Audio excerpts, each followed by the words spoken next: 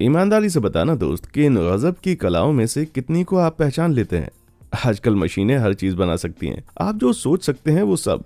लेकिन सबसे एडवांस्ड मशीनें भी कभी कभी कुशल कारीगरों के हाथ की कारीगरी के बराबरी नहीं कर सकती। महीन नक्काशी वाली मोमबत्तियों से लेकर कंक्रीट की कलाकृतियों तक, आइए देखते हैं ऐसे वर्कर्स के कुछ शानदार काम जिनके हाथों में जादू है। फूंक कर घोड़े बनाना। इटली में ग्लास ब्लोइंग कला देखने के टूर के दौरान इस वर्कर ने माइंड ब्लोइंग कलाकारी दिखाते हुए 60 सेकंड में ही पिघले हुए कांच से घोड़े की महीन मूर्ति बना डाली। है ना गजब। कांच जब बिल्कुल सही लेवल पर नरम था, इस कारीगर ने मेटल के चिमटे से इसे उठाकर फटाफट से शेप देना शुरू कर दिया। लेकिन कुछ ही सेकंड में ठंडा होकर यह सॉलिड बन जाता है, इसलिए इसके पैरों को तराशने के लिए बहुत कम टाइम था।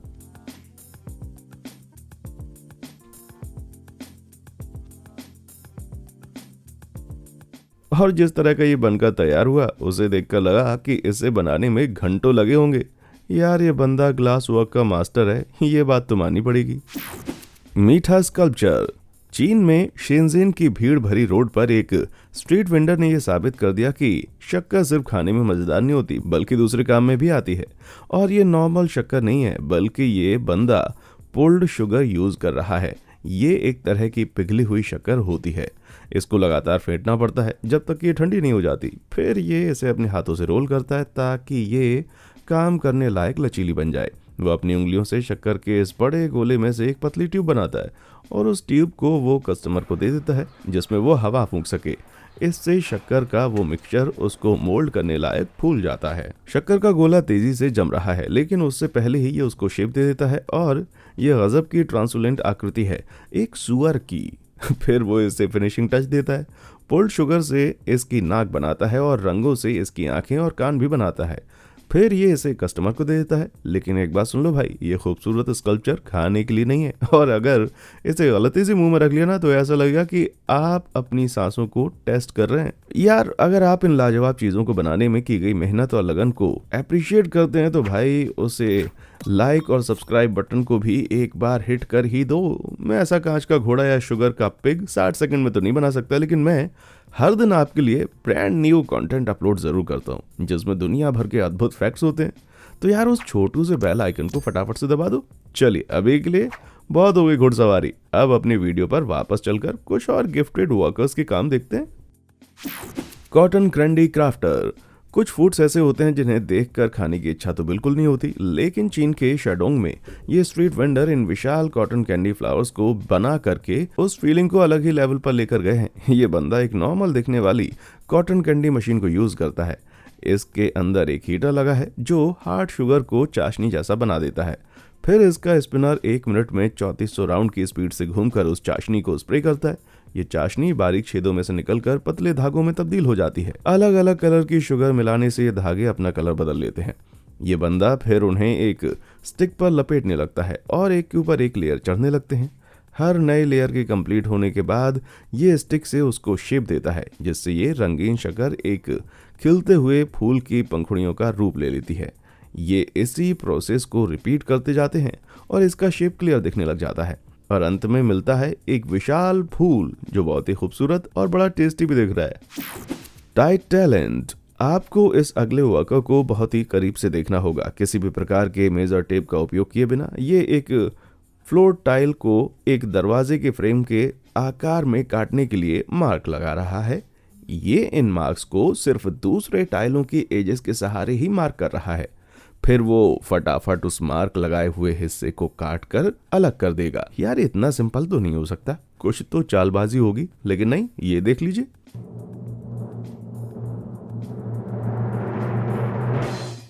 भाई वाह, ये एकदम सही फिट है। मुझे नहीं लगता कि मैंने पहले कभी इस तरह की टाइलिंग का काम होते हुए देखा है। आपने देखा है क्या?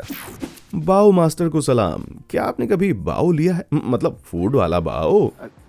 We don't do that here. ये बड़े डिलीशियस से सॉफ्ट और स्टीम किए हुए बने होते हैं जो चीन में शुरू हुए थे। इनमें बहुत तरह की टेस्टी फिलिंग भरी जा सकती है, लेकिन किसी किसी बाओ में तो बहुत ज्यादा फिलिंग भरी जाती है।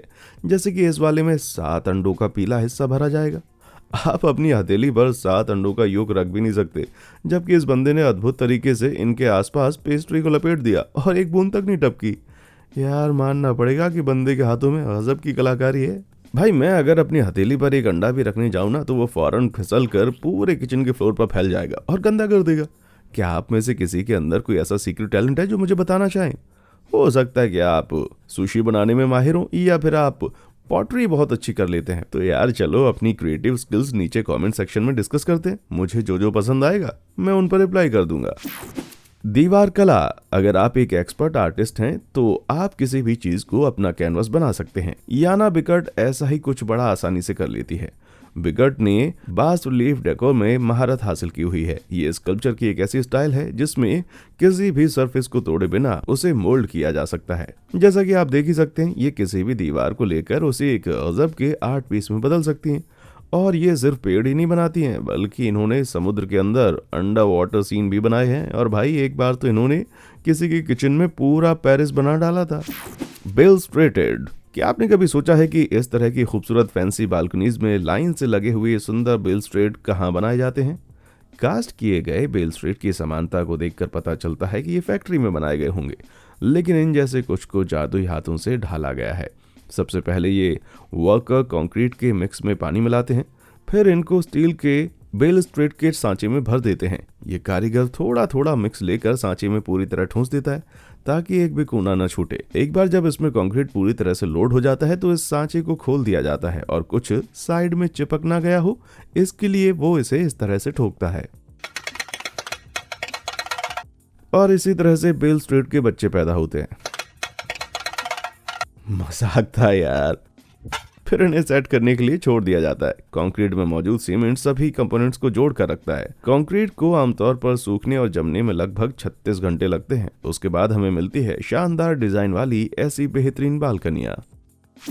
हवादार लॉस्टर। इंडोनेशिया में गर्म मौसम की वजह से बहुत सी बिल्डिंग्स सीमेंट ब्लॉक्स यूज करती हैं जिनमें सुंदर वेंट बने होते हैं। इन्हें लॉस्टर कहा जाता है।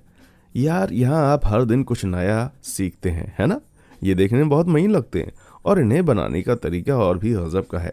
ब्लॉक बनाने वाला एक कारीगर हमें दिखा रहा है कि अगर आपके पास मेटल का एक सिंपल सांचा हो तो सिर्फ सीमेंट और कुछ कलाकारी के दम पर आप एक लॉस्टर बना सकते हैं। सांचे के अंदर कई पैक्स हैं जिसके आसपास सीमेंट भर दी जाती है। एक बार जब सीमेंट टाइट पैक हो जाती है तो पूरे सांचे को पलट दिया जाता है और पैक हटा दिए जाते हैं। फिर रैंक के एक एक पीस को अलग कर दिया जाता है और एक मजबूत ईंट बाहर निकलती है। इसमें सारे होल्स परफेक्ट हैं और नक्काशी महीन दिखती है। लगता है कि मैं लॉस्टर मेकिंग के काम को बार बार आनंद लेते हुए देखता रहूंगा। Steady hand. अंडे के छिलके पर चलना भूल जाइए भाई। यहाँ पर तो एक बंदा छिलके पर कारीगरी दिखा रहा है और ये सब वो सिर्फ एक हाई स्पीड इंग्रेवर, कुछ सैंड पेपर और लाइट टच के सहारे कर लेता है। ये कलाकार अंडे के पूरे छिलके को लेकर उन्हें लाजवाब आर्ट पीस में बदल देता है। इस तरह का इंग्रेविंग औजार तो सिर्फ लकड़ी की महीन कारीगरी में ही देखा जाता है भाई। यहाँ वो इस शेल के कलर को खरोंचने में और इसे शेप देने में यूज कर रहा है। भाई क्या आप बता सकते हैं कि इसने ये क्या बनाया है? ये एक एग कप है जो कि एग कप से बनाया गया है ना कमाल का। फटाफट पैचिंग। आप चाहे कितनी भी सावधानी बरतें, लेकिन अगर आप लंबे समय से किसी घर में रह रहे हैं तो शायद आपको दीवारों में कुछ छोटे छोटे छेदों को पैच करने की जरूरत पड़ेगी। इनको भरना एक बड़ा सिरदर्द होता है, लेकिन किस्मत से एक गिफ्टेड वर्कर ने इन छेदों वाली प्रॉब्लम का एक झटपट इलाज ढूंढा है। देखिए कितनी आसानी से ये एक साथ कई होल्स के ऊपर फिलर फैला रहे हैं और ये थोड़ा भी बाहर नहीं निकल रहा। हालांकि ये उन होल्स को भरने का सबसे परफेक्ट तरीका नहीं है, लेकिन यार इसे देखने में बड़ा सेटिस्फेक्शन मिलता है। ऐसा भी डाउटेल होता है। जरा लकड़ी के इस लाजवाब पीस पर एक नजर डालें और मुझे बताएं कि आखिर ये इतने गजब तरीके से कैसे फिट हो सकते हैं। आप और हम तो यही सोचते रह जाएंगे कि इस इम्पॉसिबल जॉइंट को बनाना शुरू कहाँ से करना है, लेकिन मास्टर वुड वर्कर थियो ने इस जापानी डोवटेल की इस कला में महारत हासिल कर ली। ऐसा एक बनाने के लिए कुक ने लकड़ी के दो सिरों पर सावधानी पूर्वक मापे गए और दूसरे वाले एंगल की इस सीरीज को ड्रॉ किया। इन्हें सिर्फ एक खास एंगल पर ही लॉक होने के लिए डिजाइन किया गया था। फिर उन्होंने इस जॉइंट के हर हिस्से को तराशा, रगड़ा और काटा ताकि वो अपोजिट पीस के साथ परफेक्टली फिक्स हो सके। फाइनली उसने 45 डिग्री के एंगल पर उनको जब पुश किया तो वो एकदम फिट हो गया। वाह क्या जादू है। कैटाडैम वॉल्ट, इस तरह लाल ईंट की वॉल्ट वाली छतों को कैटलन वॉल्ट कहते हैं और ऐसा लगता है कि इन पर फिजिक्स के रूल काम नहीं करते, लेकिन जैसा कि आप देख सकते हैं कि ग्रेविटी के नियम को ताक पर रखने वाले इन गुंबदों को बनाने में साइंस का तो हाथ है ही, लेकिन गजब के एक्सपीरियंस कारीगरों का भी योगदान है। मैक्सिको के कोलमैन प्रिस्के, डोम्स एंड गेम्स के ये बिल्डर्स एकदम सूखी ईंटों पर एक जल्दी सेट होने वाली पतली सीमेंट का उपयोग कर रहे हैं। इस कॉम्बिनेशन की वजह से ईंटें अपनी जगह पर चिपकी रहती हैं बिना किसी सपोर्ट के। देखिए कैसे फटाफट काम कर रहे हैं।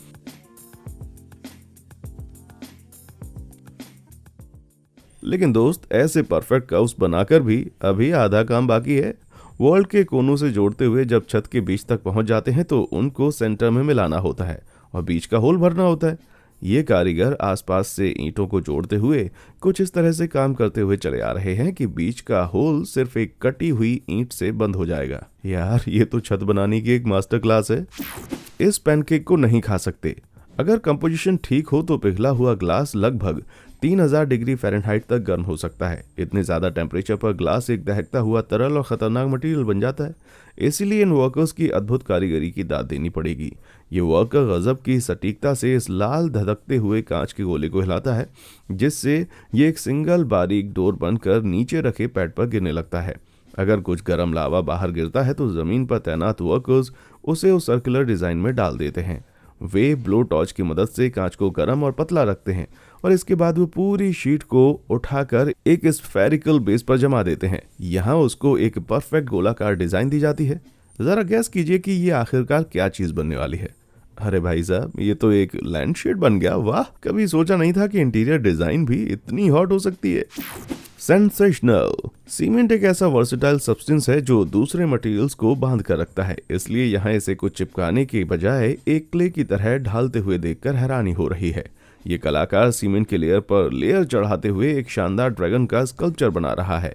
यार अगर आपने कभी ताज़ी सीमेंट पर पैर रखकर उसे बर्बाद किया है ना, तो आपको पता ही होगा कि वो इससे भी कहीं ज़्यादा गीली होती है। फिर ये बंदा इसे मिट्टी की तरह शेप कैसे दे रहा है? तो इस वीडियो के हिसाब से ये आदमी सीमेंट और रेत का बस एक सिंपल मिक्सचर यूज कर रहा है। मुझे तो इसकी बात पर थोड़ा कम ही यकीन हो रहा है भाई। आप में से क्या कोई ऐसा जानकार है जिसे इस अमेजिंग कलाकारी की सच्चाई पता है?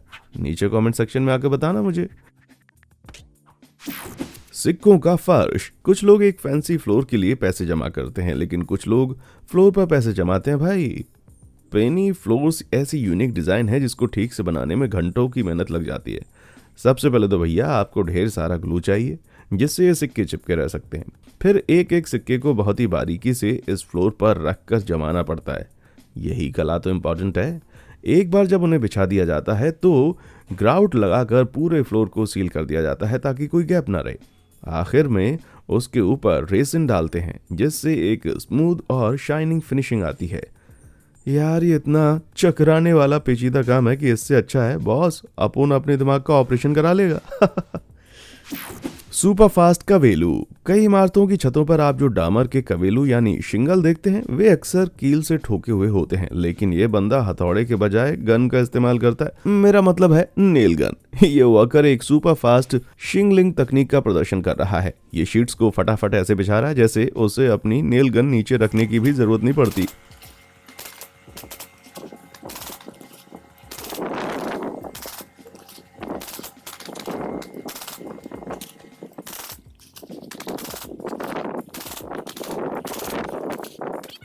यार 1 मिनट के अंदर ही इन भाई साहब ने डामर की शिंगल की 15 शीट्स ठोक दी।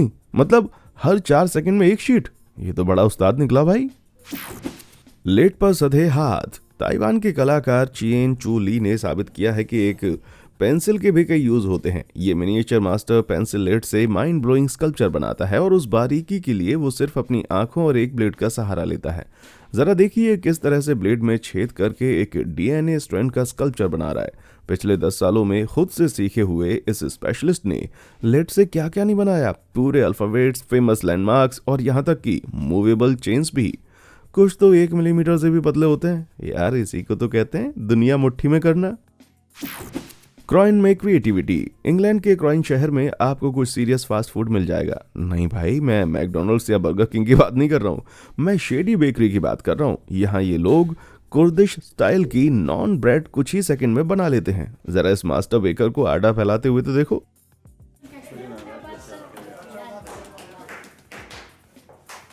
कलाई के केवल एक झटके से आटे के गोलों को उछालकर फ्लैट फ्रिस्बी जैसी डिस्क में बदल देता है और फिर उन्हें उस कपड़े के प्लग पर चढ़ा दिया जाता है और गर्म भट्टी के अंदर रखकर बेक कर दिया जाता है।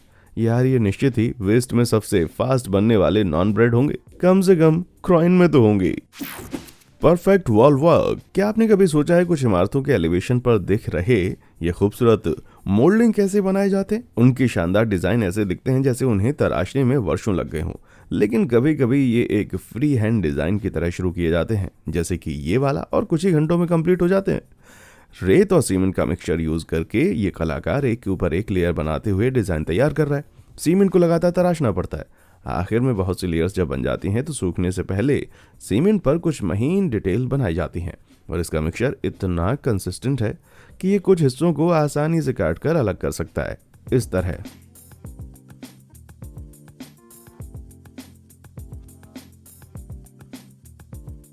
फिर वो कुछ फाइल डिटेल डालता है जिससे ये कस्टम मेड वॉल डेकोरेशन बेहद खूबसूरत दिखता है। दोस्तों ये बताओ कि आपके हिसाब से इस आदमी को इस कलाकारी में परफेक्शन हासिल करने में कितना वक्त लग गया होगा? नीचे कमेंट सेक्शन में आकर बताना। पत्ते का जादू। जहां एक और कुछ एक्सपर्ट सीमेंट वर्कर्स बारीकी से सीमेंट को तराशते हैं, वहीं दूसरी तरफ कुछ कलाकार गजब के जुगाड़ लगाकर टाइम बचा लेते हैं। उदाहरण के लिए इसी कारीगर को देख लीजिए, ये एक बहुत बड़ा पत्ता लेकर असली साइज की सीमेंट कास्टिंग बना रहा है। पहले तो ये इस पत्ते को रेत के ढेर पर दबाता है ताकि उसमें एक गोलाई वाला नेचुरल शेप आ जाए। फिर वो इस हरे पत्ते के नीचे एक एक करके सीमेंट की लेयर भरता जाता है। थोड़ी देर वो इसे सेट होने के लिए छोड़ देता है और जब ये सूख जाता है तो पत्ते को खींचकर निकालते हुए देखने में हमें बड़ा मजा आता है।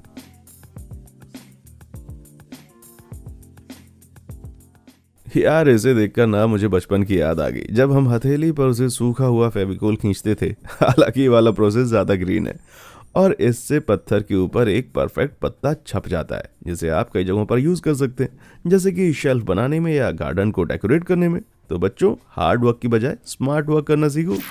Creative candles. मुझे लगता है कि ये कहना उचित होगा कि ये कैंडल्स मार्केट से खरीदी हुई कैंडल से बहुत ही अलग हैं, लेकिन इनको बनाते कैसे हैं? उसके लिए हमें रशिया की डिम्सी कैंडल वर्कशॉप में जाना पड़ेगा।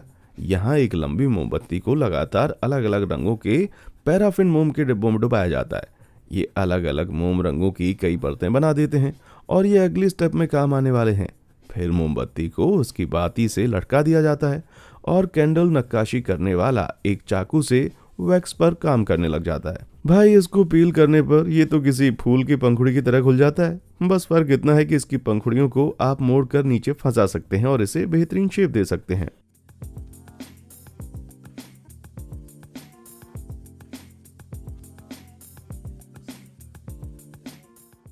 यार अब इसे जलाने की इच्छा ही नहीं हो रही।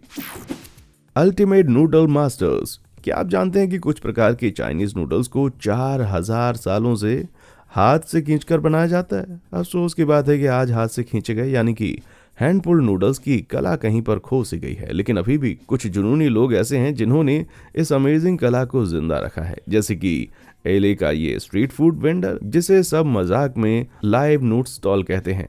ये पहले पानी और सूखे आटे से सिंपल सा गीला आटा तैयार करता है, फिर वो आटे को हवा में उछालकर और चारों ओर घुमाते हुए इसे लंबे पतले धागों में फैला देता है। अपनी उंगलियों के कमाल से वो आटे को खींचते रहने के बावजूद भी धागों को अलग अलग रखता है और फाइनली हमें ढेर सारे नूडल्स बॉईल करने के लिए तैयार मिलते हैं।